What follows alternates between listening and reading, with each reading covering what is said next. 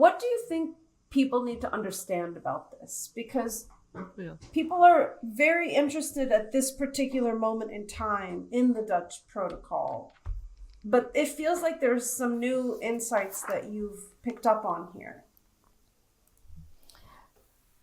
I think it's so I was really intrigued by the Dutch protocol as a parent living in Portland, Oregon, and observing what every parent in the 2017, 18, 19 couldn't help but notice, which is what Lisa Littman noted. Mm-hmm.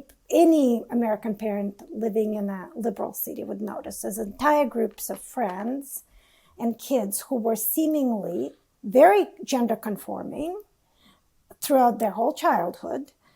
Suddenly you see them as teenagers declaring a transgender identity, markedly changing how they appear, and a lot of them starting to get medicalized.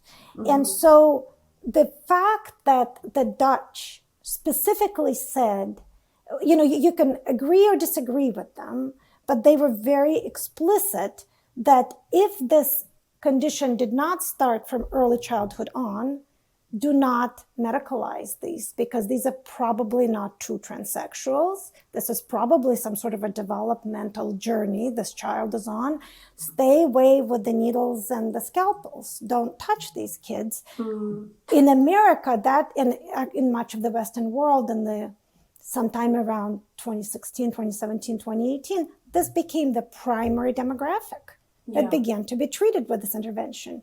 So that is probably one of the single most important points to understand.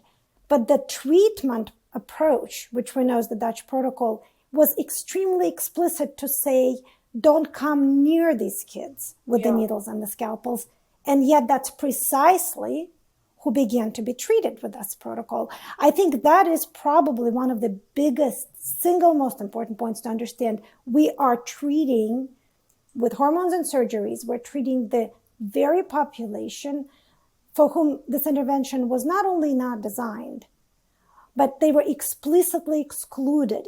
They were the very group for whom the Dutch researchers were clear this is not the right intervention for them, and yet we're doing it.